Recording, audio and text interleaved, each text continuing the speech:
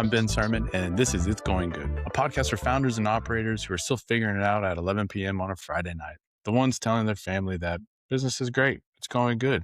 But the reality is, it's not. They're answering emails at midnight. They're dealing with dirty books. This was my very first recording of this show, and it broke.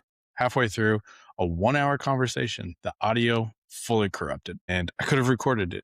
I could have made another clean shot, sat on it another month, waiting for the perfect take. But I'm not. I'm posting it as is because the whole premise of this show is that the only way to get going is to get going. Today's conversation is about taking the leap as an owner, actually hiring people, actually delegating work, and what it costs when you don't do this. So subscribe, stick around for the outro, and let's get into it. Nathan, thank you for joining me on one of the very first podcasts of It's Going Good. I'm very excited to have you on. Thanks for joining. Dude, I'm honored, man. We DM on LinkedIn every so often, and I've wanted to. We know each other a little bit, but not super well. And so I'm like, I just get to hang out. I get to know my buddy Ben better. Like, what could pick a better day of the world, man? This is great. So what are you working on? What's going on? We've been busy, dude. So as you know, we do we're an agency. We do newsletter growth for like a lot of the biggest newsletters in the world. People like Arnold Schwarzenegger and Jay Shetty, all kinds of folks. And so this week, there's like two big things on my mind. One is we're about 23 people, and we just hired 2 directors in January. So we're like month 4, 3.5, 4 of that. They're the most expensive hires I've ever made. So that's like, it's scary. And like, I want everything to go well, and it is going pretty well, but that's new. And I'm like giving up some control. So that's all like new. And then the other thing is, I'm just going ham on doing more events. We just launched like a digital summit that'll be in June. That's going to have like Sam Parr and like Justin Welsh and a bunch of awesome people. That's fun. We announced that yesterday, and so we already have like 500 plus registrations in 24 hours, which is cool. But now we got to do the damn thing. That's what I'm figuring out. No, that's awesome. Yeah, let's talk about that summit real quick. What made you want to do that? Where are you going with that? And what's been fun about it, and what's just kind of sucked? Yeah. Did you see it on LinkedIn? Are you familiar with it? I have. Yeah. Oh, cool. All right. Awesome. Cool. That's good. Yeah. Why did I want to do it? So this year, for me, in a lot of ways, is about taking big swings, and in general, trying to take those swings with other people. I'm a solo founder. I didn't love that I did it that way in the beginning. Now I'm actually quite glad that I decided to be a solo founder. But I think a lot of these big shots I want to take, I want to do them with somebody else. So, for instance, for this event, I'm doing it with this woman, Chanel Basile, who's like awesome. I admire and respect her a lot. She's really big in the newsletter space. And so we were like, could we just take, there's this phrase I like, which is make your free stuff better than other people's paid stuff. So in my mind, I was like, what if we like took like the highest caliber people who had built audiences and used that to create baller businesses? That's sort of the thesis of the event. You know, AI is making it easier to make products. Therefore, you must have an audience as a founder. What if we brought together all these like really amazing people like Sam, other folks like that? And what if we just made it free? Like that would be kind of crazy and ridiculous. I wonder if we could get thousands of people at that thing. And that sounds pretty challenging. I think we're going to do it. But that's what we're going to do. Yeah. So that was one thing that was interesting to me. When I first looked at the website, immediately saw Sam Parr, and I said, how's he doing this for free? And like, what's the connection here? How? Yeah. I asked Sam very nicely. You know, it's been a big like lesson for me in serendipity. I met Sam through this guy, Isaac French, who's a buddy of mine. And Isaac, do you and Haas know him at all? No. He I don't even know how he like creates art in nature. So for instance, he'll take like an old rotted out train car and turn it into like a beautiful custom Airbnb, and people from all over the country will like book it out like 2 years in advance. He just creates art in nature. It's absolutely gorgeous. So I met Sam like a year ago through Isaac. We did a podcast together, and we've gotten to know each other better. He runs this community called Hampton that I became a member of a couple months ago. And so that's like kind of how we got to know each other and why he was willing to do this. And there's been a lot of serendipity, I would say, in community. So I built my business out of this gym in New York City called Chelsea Pierce Fitness on 23rd and Park. And I ended up making all these friends there, these guys who, the youngest one is 20. He's doing like $2 million a year. It's crazy. This guy Seamus, the oldest one is like 25 or 26. And we all built our businesses out of this gym, and we got an office together. And some of these guests have been to the office. It's like, we'll bring people in and they'll be like, this is this is crazy. You guys just all decided to like do this. Like you guys are weird, but I'm like really interested. This is like really fascinating. And that level of that serendipity of like, oh, these kind of, weird kids doing this stuff in this office has helped a lot. And so we just ended up becoming friends with a lot of these people who we have been listening to for a long time. And yeah, I mean, that's kind of how I got to know these folks. That's awesome. I see here in like the Dallas area, that's where I'm at. There's really not that kind of connection in many other markets, Chicago or San Francisco, New York, Miami, even Austin. And you've got some great heavy hitters that are surrounding you. Yeah, dude, I think it's tough because I built my business in Ohio. It was like the first year of my business. I moved back February of 2024. I started this company on February 20th of 2024. And I lived in like a furnitureless apartment, like by the Ohio State University. And that was very helpful the first year for locking in because the only source of dopamine was on that laptop. And I had no reason to really leave the apartment. My grocery store was across the street, Kroger. My coffee shop, Starbucks, was in the Kroger. I didn't need to go anywhere but be online chronically. However, that helped with growing the business. We were doing something like 80, I don't know, maybe 80 or 85K a month in December of 2024. The business had grown. I didn't feel that I had grown. I was very lonely. I was just doing this shit like out of my my little box of apartment. And so I'd heard this stuff from several people, which is like you want to be in the thick of it. You want to be in the middle of it. And so I moved back to New York City on January 1st, and that was one of the best decisions I've ever made. I was just in an event in Austin, and this guy had this incredible story. He was a teacher out in California for a number of years, and then he lives in North Carolina now, and he started this e-com company. They do like $10 million a year now. And he was talking about like, dude, I don't get to meet like other founders. I've been craving that. That's why I came and I did this event. And what I realized is like, no matter how successful you are or whatever, like I think that most people are just craving like blogging and like affection. And you're like, and there's so much in that when I can just sit next to somebody and get tactics from them, or even like the bad stuff. Like when somebody has a bad day and like on Twitter or LinkedIn, it looks like they're doing fantastic, but you realize stuff happens to you. Like, all right, that's normal. Like that makes you feel so much better about eating glass, which I think is what a large part of growing a company is. And I love that. Yeah, for sure. That's awesome. And so if this goes well, which it sounds like it has, what do you hope it turns into after this? I think we might take it in person. I mean, so I want to get 5,000 people registered, and I want 2,000 people to be there live. I think that would be massive. For the first time, like we've ever done that, that would be massive, and we're gonna do it. Like that's I want it to happen. We're gonna make it happen. And I think if we can do that, could we get 500 people, 1,000 people, in person next year? Absolutely. I like this year. I really like in-person stuff, like going to more in-person stuff, like the serendipity in that. I've really craved more in-person stuff, and I've become like attracted to a lot of products like Hampton that are more like you have dinners, like you spend time with people, you have a really deep conversation with somebody over and whatever, like an espresso martini or an Aperol spritz, and I'm like, dude, I want more of this in-person stuff. It's like a drug, man, and I'm trying to up my dosage.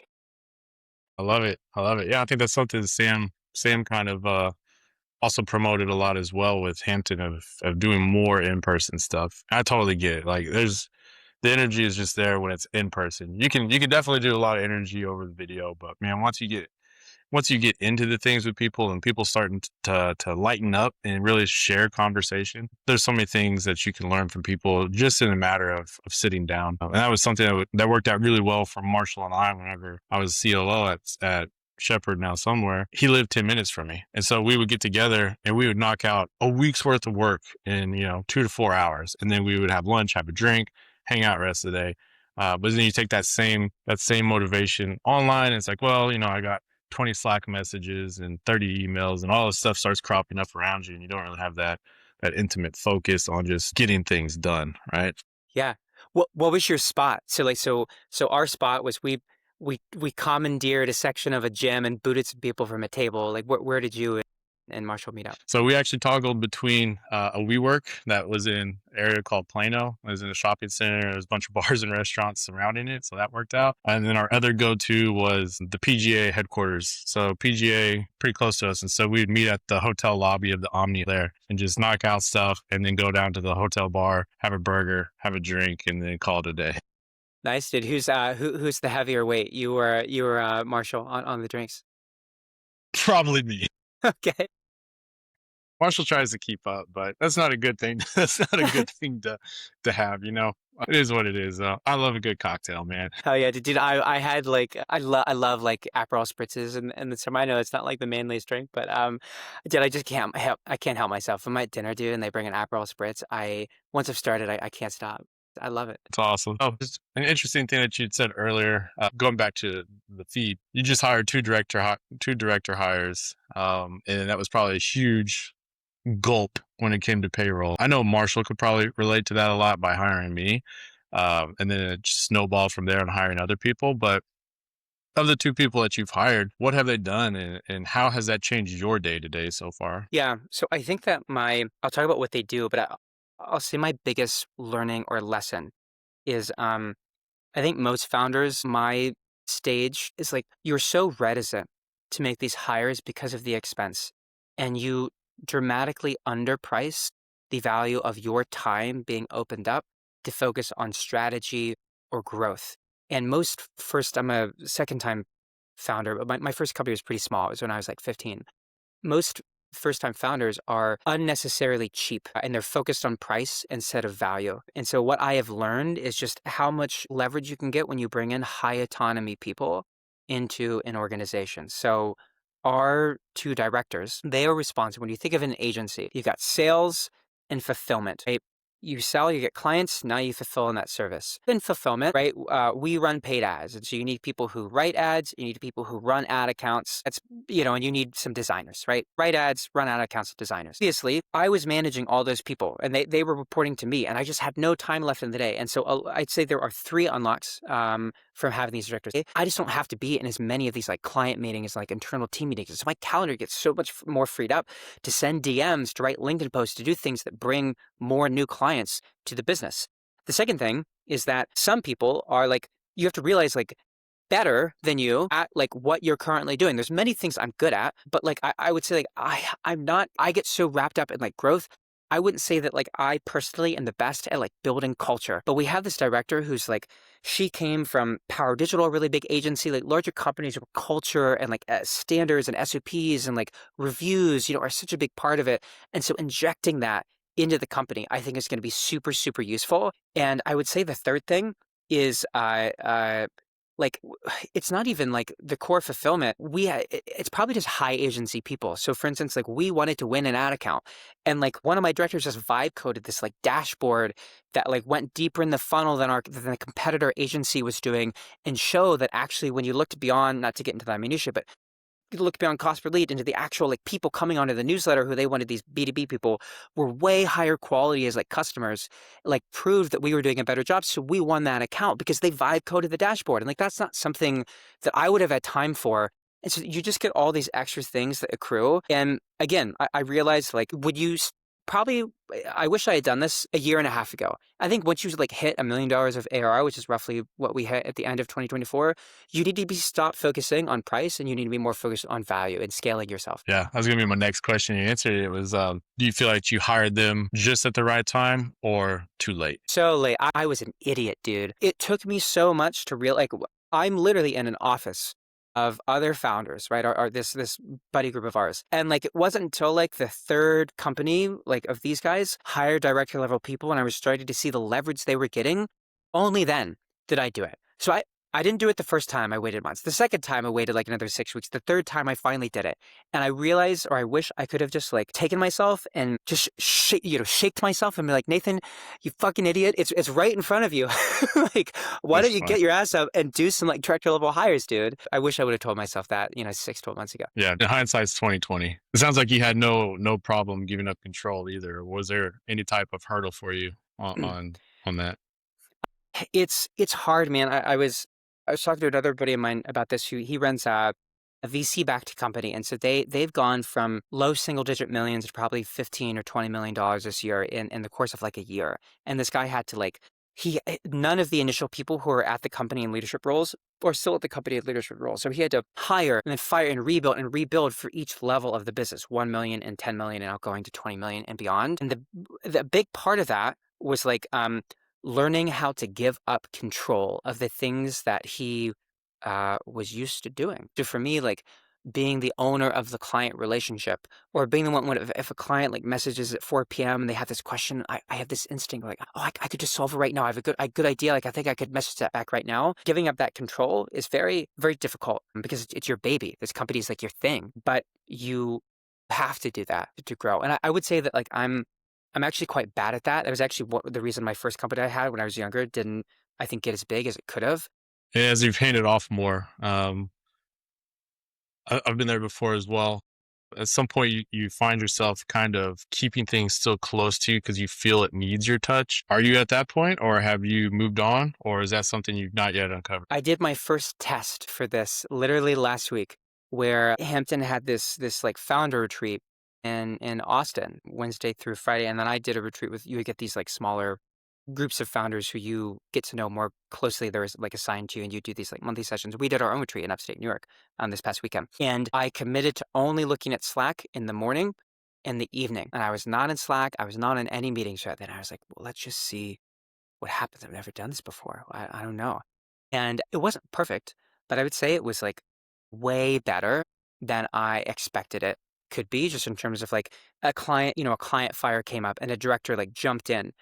We won an account on the way to my airport, and I got a call from like the client, and it's like, okay, dude, this is crazy. Like people can like do these things like without me being there. And if we can get to a point where on the fulfillment side, I am like functionally useless, I think like that's the best single thing for the company because I can focus my time on what I think is generally more scalable so that you have a couple ingredients or tools you can work with. You have your time, you have your capital, and you have relationships. I need to move out of time leverage, right? I'm buying my time back in order to use capital. Maybe we should acquire a company, right? Capital leverage, right? Maybe we should acquire another agency. Maybe we should acquire an agency in a different space that would be complementary. Or relationship leverage. Could I do these large events, which I think, although they're free, will probably get a lot of people interested in the agency? And can I lean on like cool friends who I think have really awesome things to share to make those events like as big as possible?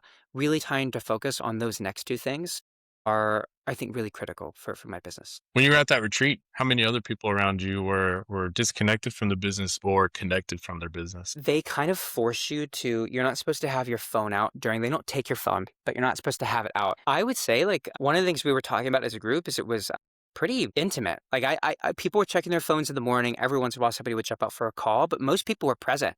And you kind of had to be because you were doing I want to do this more.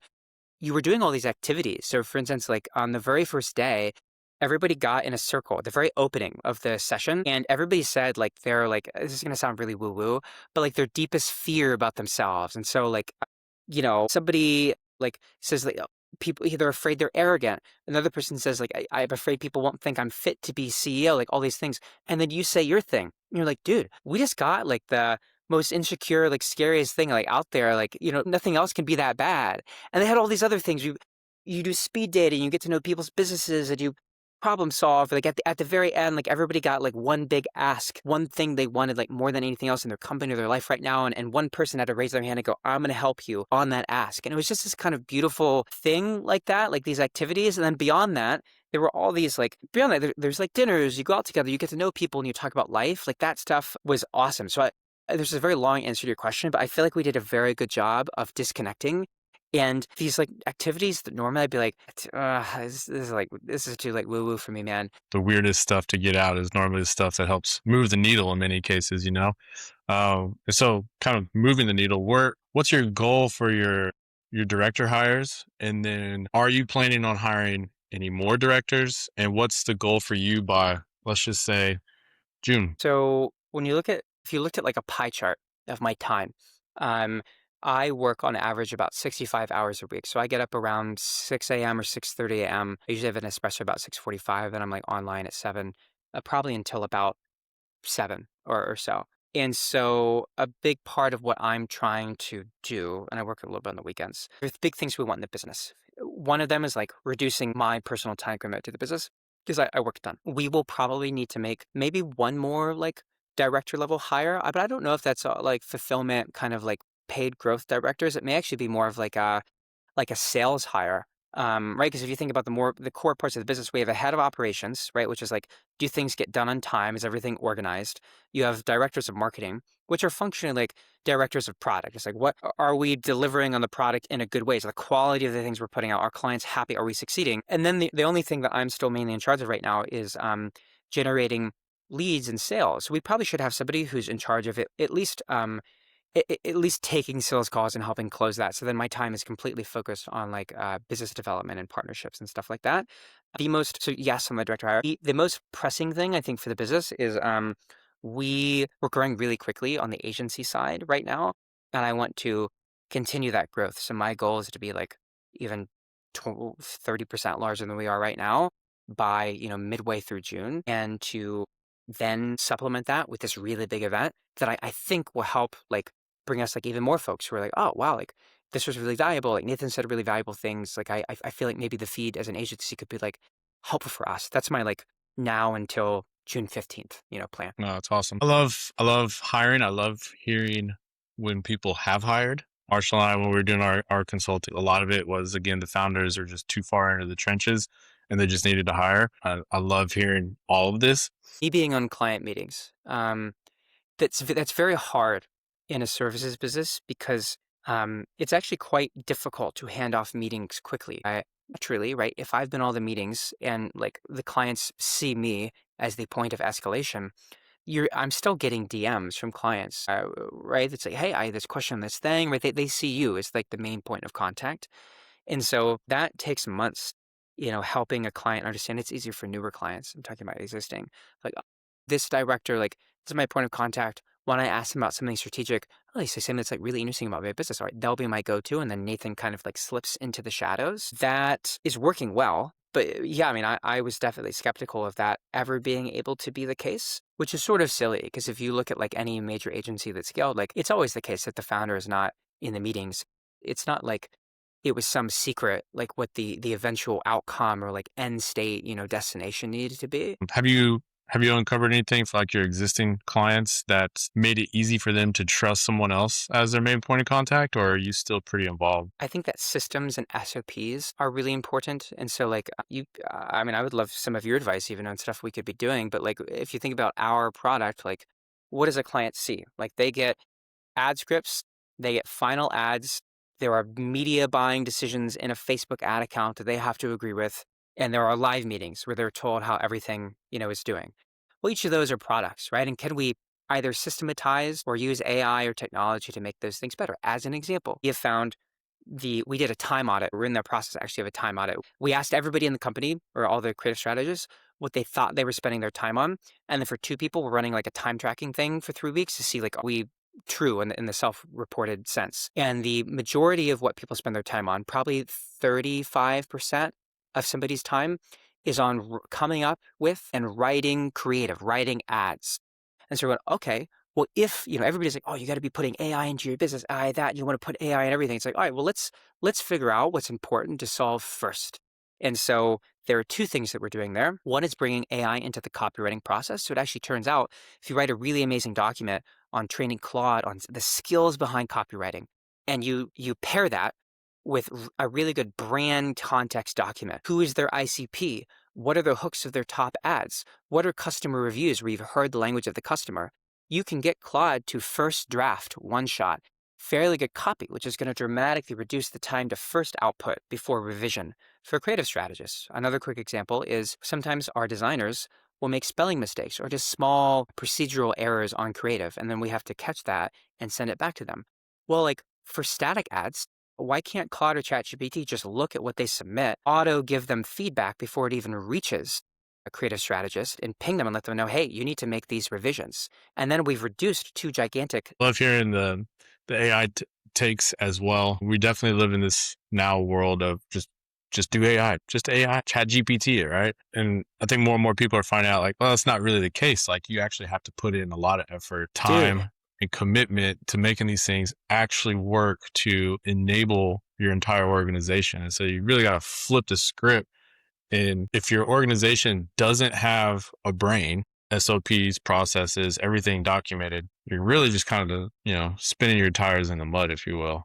And so How are you relating to that? Well, dude, for one, I'm sure you must get like all these like Twitter posts or LinkedIn posts where it's somebody with like I found out how to do the work that McKinsey does with like 3 prompts. And if you comment McKinsey, I'll send you these prompts and it's going to solve your business. Have you seen that stuff? Dude, that stuff is the biggest bullshit. I downloaded so much of that shit and they make it sound so sexy. It's like the Big Mac or like McDonald's commercials where you see like the sexy burger and you're like, oh, dude, I fuck with that burger. And then you get it. It's just like wilted shit. There's like one tiny tomato on it. That's totally what's been going on like Twitter. And so it's been very hard to figure out the signal from the noise, dude. I'll tell you, like, most of the best use cases have just been like writing copy and like QA, honestly, relatively simple things. It doesn't have to be some crazy product. It saves a dramatic amount of people's time, and you have to kind of do them internally. It's not something you download from the internet and it just works all of a sudden. I totally get it. And I went on a whole like LinkedIn and even X spree of reply in the comments for whatever. It's like, okay, what are you like? What is this? And the majority of it was just pure slop. It's unfortunate, and I think if you really start putting in the time, very meticulous time, into what it is that you're doing, I think you're doing the right thing by tracking time of who's doing what are you doing, how long is it taking you. Then you start to uncover, not only can we use AI to help improve it, but you really start uncovering what needs human touch and what can really just be left to your own tool, whether it's Claude or OpenAI. And that's where it ended. The audio's corrupt, and a full hour of recording was just cut down to 25 minutes. I had 2 options. I could shelve it, re-record, push the launch back a month, or just post it. And I'm posting it. This is what I want this show to be. Real conversations, real launches, real mess. And if you're watching this and you're sitting on something, a product, a company, a hire you've been putting off, waiting for it to feel like the right time, then this is your sign, because ready is it coming. Going is. Subscribe now and catch the next one. If you'd love to be on the show, then please go over to itsgoinggood.com. Get in touch with me. Thanks for watching, and I hope it's going good.